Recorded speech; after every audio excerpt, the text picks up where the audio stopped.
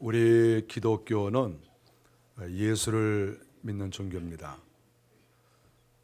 우리가 예수를 왜 믿을까? 왜 이렇게 시간을 내서 예수를 믿고 또 성경을 읽고 또 예수께서 가르쳐 주신 그러한 기율을 지키고 또 교훈을 따르고 왜 우리가 예수를 믿을까? 우리 주변에는 예수를 믿지 않는 사람들이 너무나 많은데, 그리고 또 다른 종교에 또 심취해 있는 사람도 있는데 왜 우리가 예수를 믿을까? 성경은 우리에게 가르쳐 줍니다. 예수님이 왕이라고 하시는 것입니다. 예수님이 왕이니까 그 왕을 경배하고 그 왕한테 붙어라, 이렇게 가르쳐 주고 계시는 거죠. 예수님은 이 땅의 왕은 아니지만 온 우주의 왕이십니다. 온 우주의 왕이기 때문에 이 나라의 왕은 아닌 것 같은데 실상 이 나라를 포함하죠. 그래서 이 세상의 왕이든 혹은 대통령이든 어떤 권세자가 있더라도 우리 주님과 그 권세를 비교할 수가 없습니다. 이 땅의 권세자는 자기가 다스리는 그 영역이 있습니다. 그 영역 안에서는 자기가 힘을 쓸 수가 있겠죠. 또 거기서 쫓겨날 수도 있어요. 왕이라고 항상 죽을 때까지 하는 게 아니고 쫓겨나는 왕도 많이 있죠. 역사가 그것을 가르쳐 줍니다.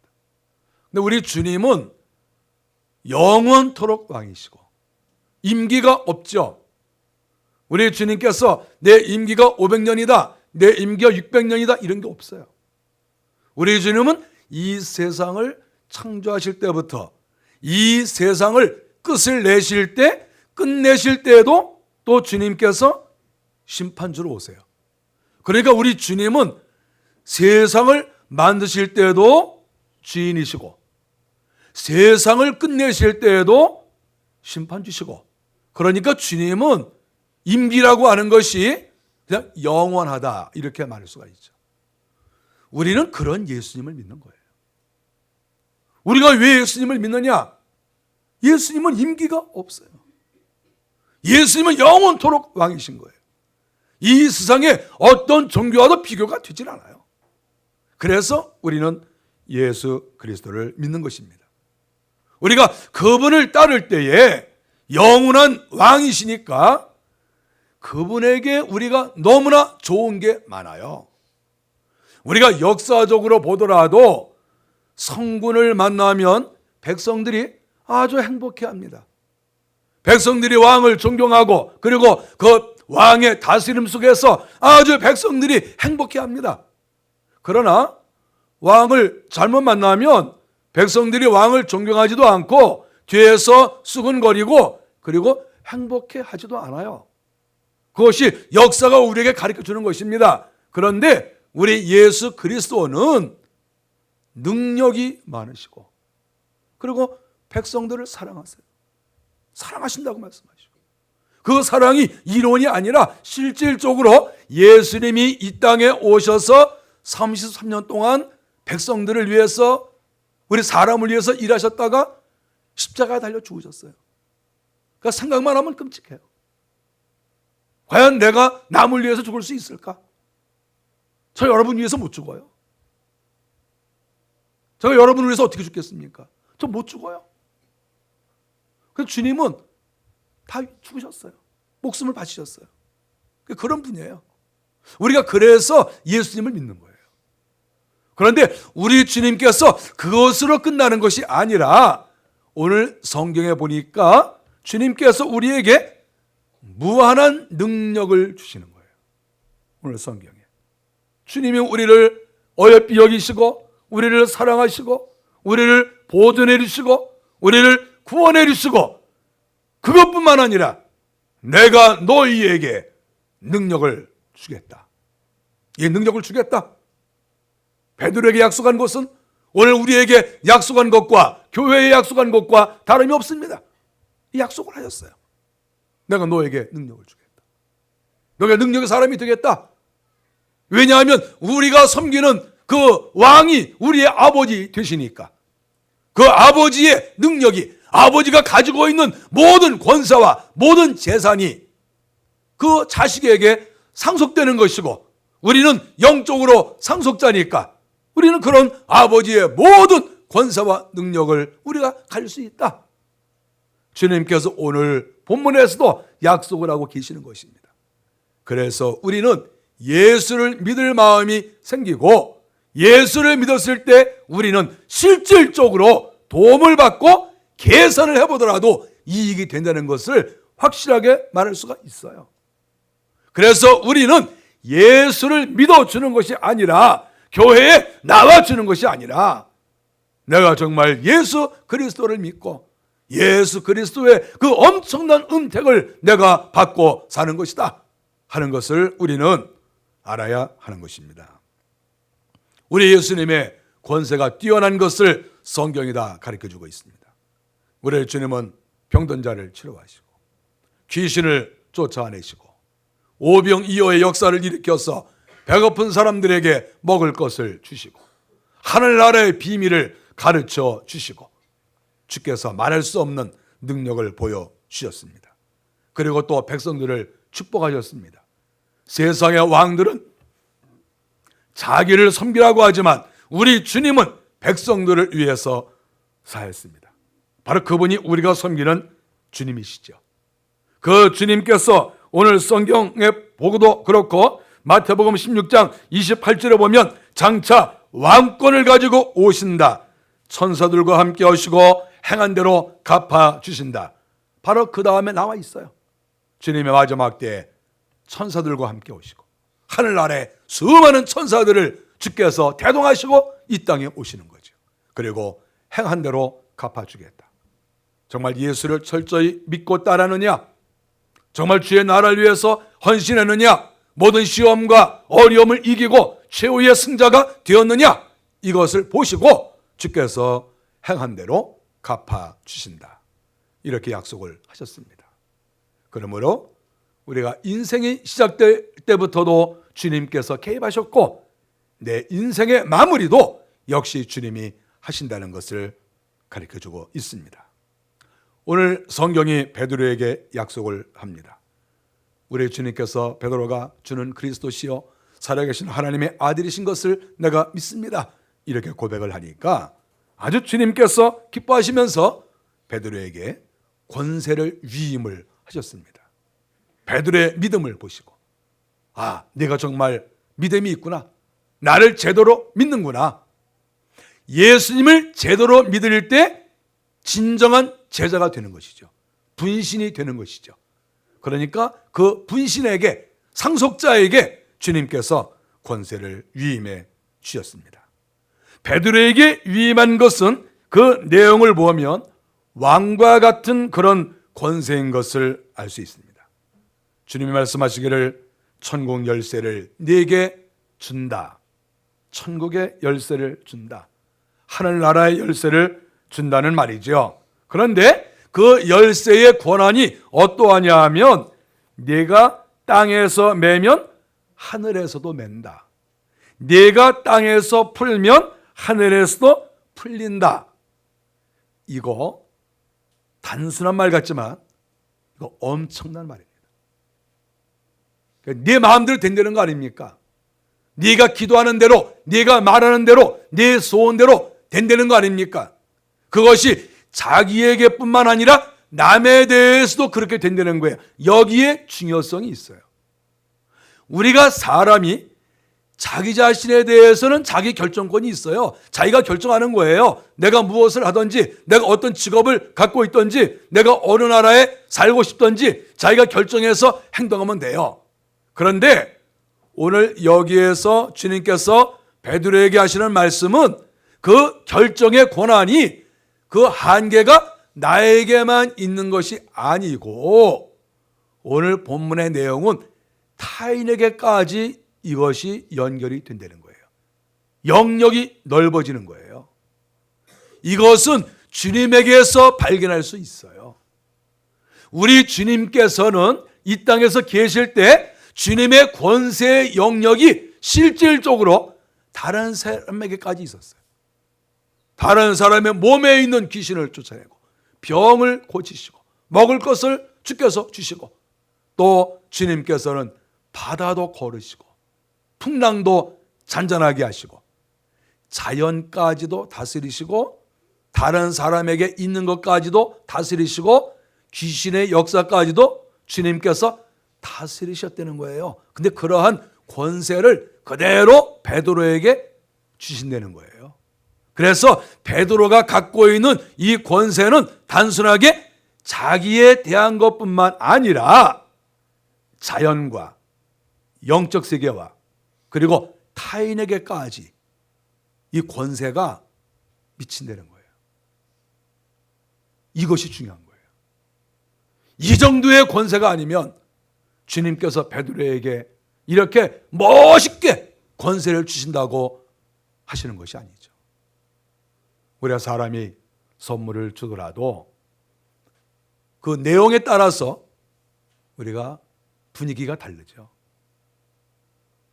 2,000원, 3,000원짜리 펜을 줄 때에는 뭐 요란하게 할 거 없어요. 뭐 불 끄고 불 좀 꺼봐. 불 딱 끄고 조용히 해. 음악 딱 틀어놓고 음악 쫙 틀어놓은 다음에 그 뭘까? 그런데 자 너를 사랑해서 이 선물을 주는 거야. 받아. 딱 받았는데 2,000원짜리 볼펜이야. 감사하지만 저 같으면 집어 던질 것 같아.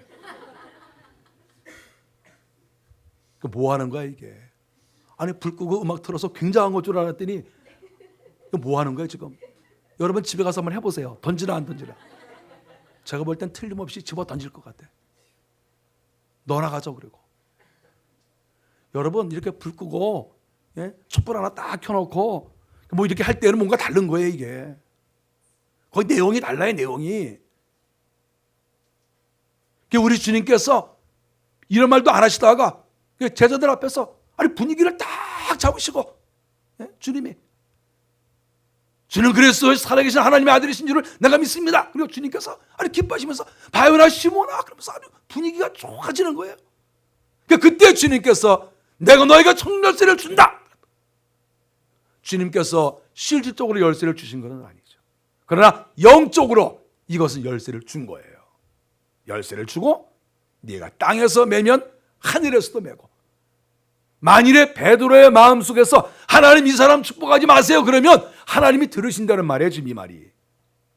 만일에 베드로가 하나님 이 사람 축복하십시오 그러면 하나님께서도 하늘에서 풀리면서 그래 내가 복을 내려줄게 네 소원도를 내가 해줄게 바로 이런 말씀이에요. 그러니까 주님이 이렇게 어마어마한 말씀을 하시는 것이고 분위기가 아주 좋은 가운데서 이렇게 말씀하신 거예요.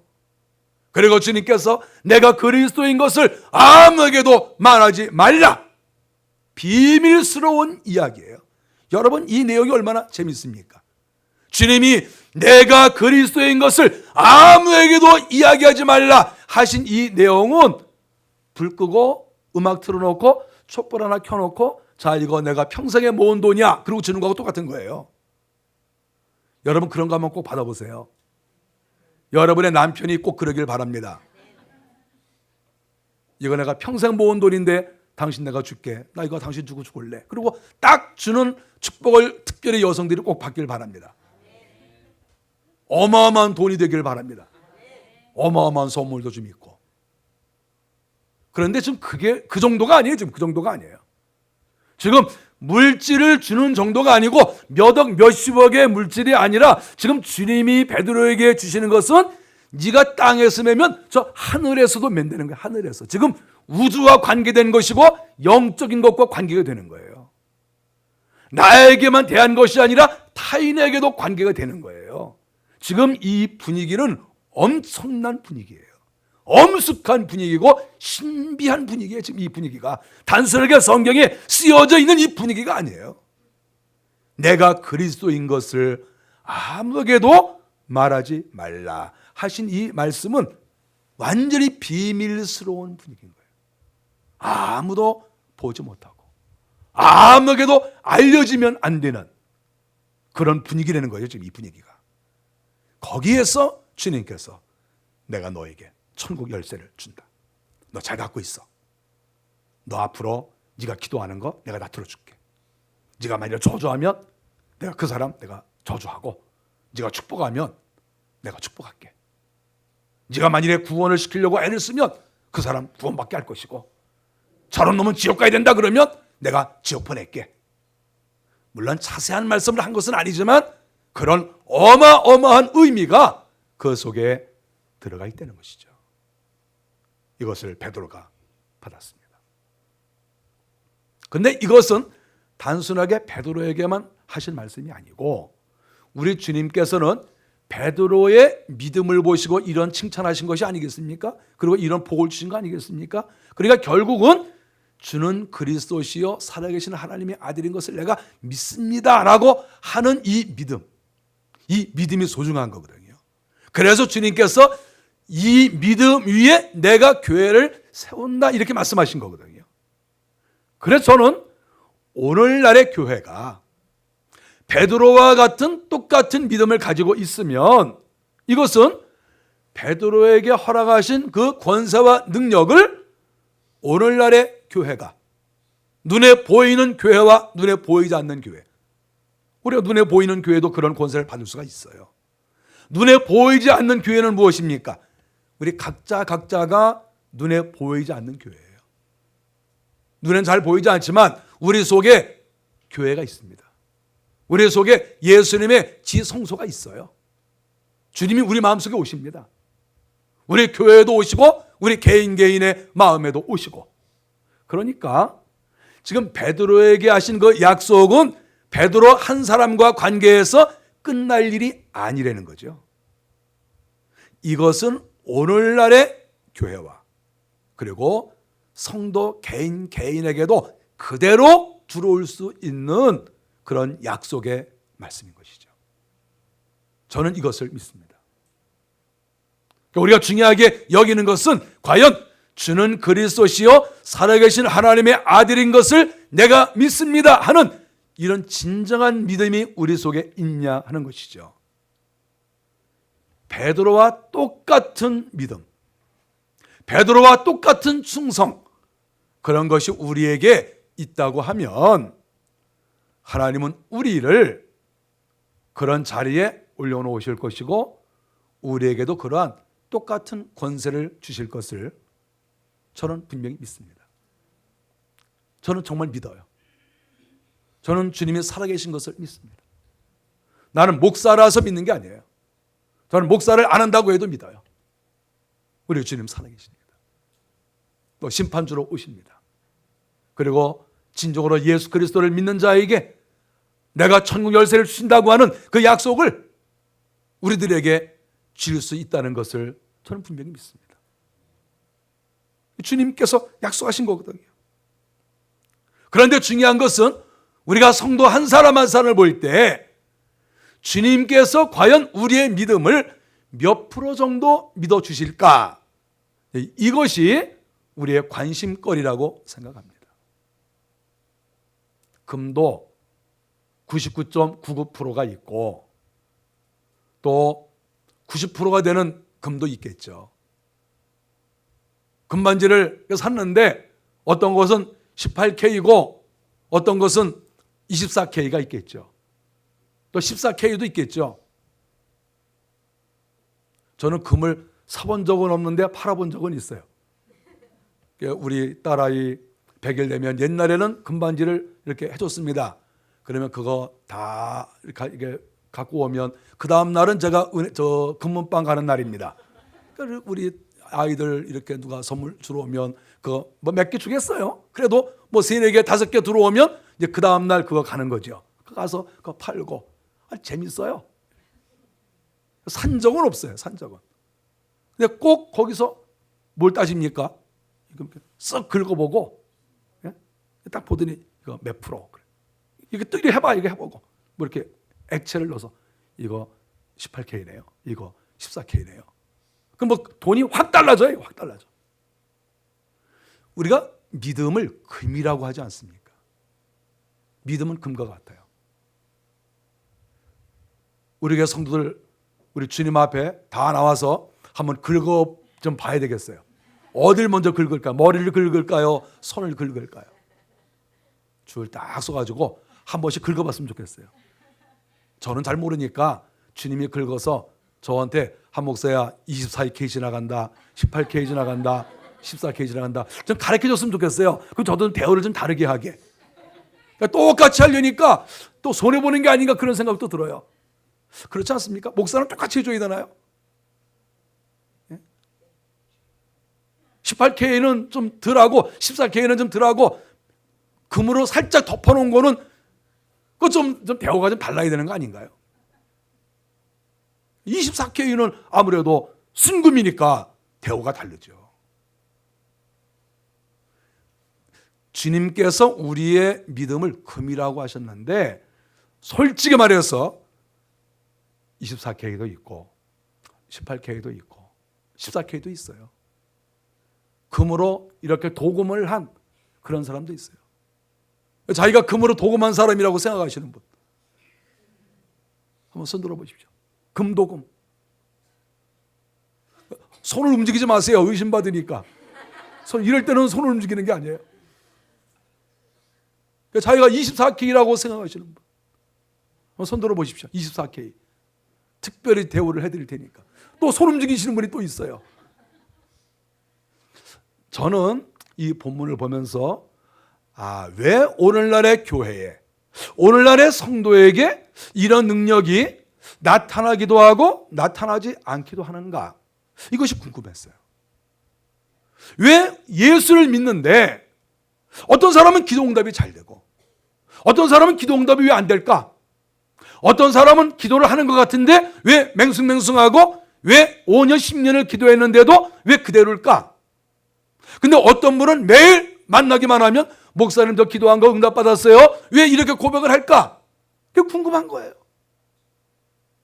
어떻게 예수를 믿는데 예수님을 우리의 주로 고백을 했는데 왜 나타나는 현상이 각각 다르냐 하는 거예요. 이것이 개인마다 다르고 교회도 달라요. 어떤 교회는 응답이 강한 교회가 또 있습니다. 또 어떤 교회는 응답이 없는 교회도 있어요. 그러니까 베드로에게 하신 말씀이 이것이 나의 것이 되려고 하면 베드로의 고백과 같은 그 고백이 나에게서 순수하게 나와야 된다는 것이죠.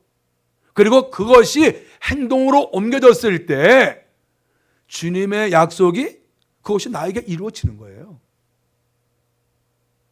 우리가 금으로 살짝 도금을 해놓고 주님 왜 저에게는 천국의 열쇠를 주시지 않습니까? 왜 저는 기도응답이 잘 안 되나요? 이렇게 말하면 우리 주께서 아니 너는 금 도금이잖아. 저 옆에는 24K 있거든? 저 24K는 내가 기도 잘 들어줘. 이렇게 말씀하실 것이 아니냐? 그것이죠. 지금 우리가 사실 예수 믿는 거란 말이에요. 우리가 똑같이 하나님 앞에 나와서 예배드리고 똑같이 충성하고 똑같이 헌금하고 우리가 외적으로는 차이가 없어요. 내용적으로는 차이가 있단 말이에요. 왜 내용적으로 차이가 있습니까? 우리가 주님 앞에 응답을 잘 받지 못하는 사람은 얼마나 억울합니까? 우리 억울하지 않습니까? 똑같이 예수 믿는데 어떤 경우에는 30년, 50년 예수를 믿는데 왜 나에게는 응답이 이렇게 적을까? 얼마나 억울한 일입니까? 사실 예수를 오래 믿으신 분들은 더 시험에 빠질 수가 있어요. 왜냐하면 교회 나온 지 2년, 3년밖에 안 되신 분들이 기도 응답을 잘 받고 은사도 받는 분들이 많아요. 그러면 여기서 뭐가 이렇게 움직여요? 뭐가 움직여요 이렇게? 아니 예수 믿은 지 얼마 안 됐는데 구역장은 응답을 받지 못해서 매일 낑낑거리고 있는데 금방 교회 나온 지 얼마 안 된 사람이 구역장님, 권사님 저 응답 받아서요. 제가 너무 요새 감사해요. 그러면 구역 식구 떠났으면 좋겠어요. 우리 구역 안 했으면 좋겠어. 만나기만 하면 자랑하니까. 근데 그게 자랑이 아니라 간증인데 그 간증이 자랑으로 들려요. 놀리는 걸로 들리고. 그 말이 권사님은 뭐예요? 구역장님은 뭐예요? 예수 30년 믿으셨다면요. 뭐 모태 신자라면요. 그냥 모태 신자인데 그러니까 뭐 내놓으실 게 뭐가 있어요? 모태 신자라면요. 아버지가 뭐 목사라면요. 근데 응답을 못 받았어요? 그러면 무슨 얘기를 하겠어요? 그런 사람들이 많아요. 왜 그렇습니까? 오늘 본문이 그것을 답해주고 있는 거예요. 주는 그리스도시여 살아계신 하나님의 아들이라는 것을 내가 정말 순정품처럼 100% 내 마음에 믿어질 때 이 권세가 나에게 임하는 거예요. 믿음의 정도에 따라서, 순수성에 따라서 천국의 열쇠가 나에게 크게 오느냐 작게 오느냐, 이것이 결정된다는 거예요. 예수를 오래 믿은 사람은 슬픈 일이지만, 응답이 없는 사람은 슬픈 일이지만, 그러나 이것은 성경이 우리에게 가르쳐주고 있는 것입니다. 예수를 오래 믿은 사람이 유리할 수 있죠. 근데 그 유리한 것을 잘 선용을 못해요. 저는 교회에 오래 다니신 분들, 30년, 40년 다니신 분들 많이 봤습니다. 물론 그분들 중에서 하나님의 은혜를 받은 분들 많죠. 그런데 어떤 분들은 은혜 속에 사시지 못하는 분들도 있어요. 그 이유가 무엇입니까? 믿음이 약하니까. 내가 기도해도 하늘이 움직여지질 않아요. 나를 위해서 기도해도 하늘이 움직이질 않고, 남을 위해서 기도해도 하늘이 까딱도 안 해요. 그런데 교회 나온 지 1년, 2년밖에 안 됐어도 진실된 믿음을 가지고 있으면 기도하는 것이 응답이 되는 거예요. 이게 무서운 거예요. 기독교는 몇 년 믿었냐가 중요하지 않아요. 성경에 너 몇 년 믿었냐, 오래 믿은 대로 기도 응답을 한다는 말이 성경에 없어요. 그리고 오래 믿은 사람이 유리할 것 같지만 또 불리해요. 기득권이 없어요. 성경에 오래 믿었다고 기도 응답을 많이 한다는 그런 본문이 어디 있습니까? 기득권이 없습니다. 30년 믿으면 뭐합니까?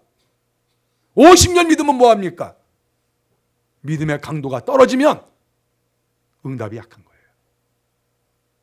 물론 처음 믿는 사람이 믿음이 처음부터 좋기는 쉽지 않아요. 쉽지 않은데, 처음부터 믿은 사람 가운데서 1년, 2년 됐는데 믿음이 좋은 사람도 사실 많습니다. 교회마다 보면 그런 분들 많아요. 믿지 얼마 안 됐는데 아주 정말 예수를 잘 믿는 그런 사람들도 많이 있습니다. 하나님께서 하시는 거죠. 결국 우리가 이 본문을 살펴볼 때 믿는 만큼 능력이 크다는 것입니다. 내가 얼마만큼 주님을 신실하게 믿느냐, 여기에 따라서 능력의 크기가 달라지고 열쇠의 크기가 달라진다. 이것을 이 본문이 가르쳐주고 있습니다. 하나님이 우리에게 맬 수 있는 권세도 주시고 풀 수 있는 권세도 주셨습니다. 하나님이 목사님들에게 이런 권세를 많이 주셨습니다. 오늘날의 수많은 목회자들에게, 교회를 움직이시는, 다스리시는 그러한 목사님들에게 특별히 하나님께서 이러한 권세들을 많이 주셨다고 저는 생각합니다.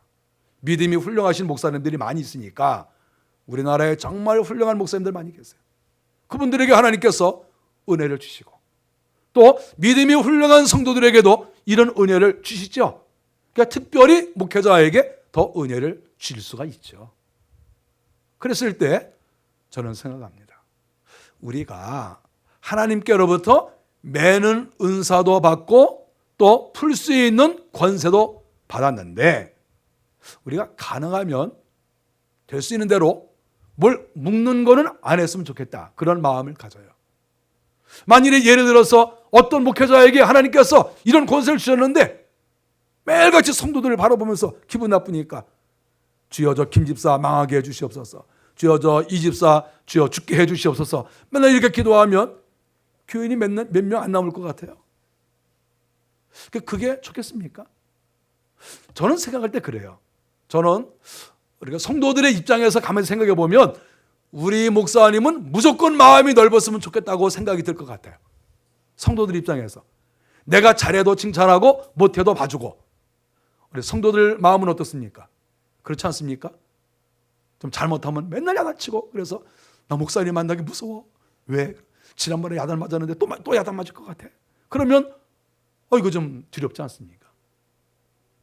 우리가 하나님께 능력을 받았을 때, 천국의 열쇠를 받았을 때, 우리가 하나님 교회 지도자들은 가능하면 정말 웬만하면 묶는 것보다 푸는 것을 더 잘해야 되겠다, 그런 마음을 갖습니다.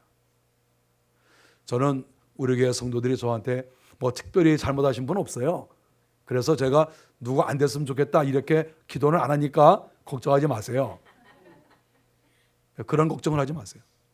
아직까지는 안 했으니까 앞으로 하지 않기를 바랍니다. 가능하면 날마다 축복을 해야죠. 지도자는 주여 아무개도 축복해 주시고 아무개도 가는 길을 인도해 주시고 또 여러 가지 기도 제목이 있는데 주께서 들어주시고, 이것은 목사로 시작해서 교회의 이 지도자들은 항상 그런 마음을 가져야 돼요. 야, 나한테 푸는 능력도 있고 묶을 수 있는 능력도 있어. 너 조심해. 너 여차하면 내가 그냥 기도해가지고 너 박살낼 거야. 만일에 지도자가 이런 마음을 가지면 그것은 과연 그럴 수는 있을지 모르지만 하나님께서 그것을 기뻐하실까? 과연 그렇게 하라고 주님께서 능력을 주셨을까? 제가 생각할 때에는 이것은 특별히 영적인 것과 관계가 있다고 생각합니다. 우리가 싸우는 대상은 마귀잖아요. 세상이고 죄고, 그러니까 우리가 오히려 죄에 묶여있는 사람, 마귀에 묶여있는 사람은 풀어주고, 우리가 또 마귀는 묶어서 쫓아보내고, 우리가 이쪽으로 능력을 많이 사용하면 더 좋겠다. 그 외에 우리가 축복할 일이 많이 있죠. 예수님께서는 왕으로 오셨습니다. 왕으로 오신 주님께서 베드로에게 오늘날 교회에 이런 권세를 주셨습니다. 기독교라고 하는 것은 굉장한 거예요. 굉장한 거예요.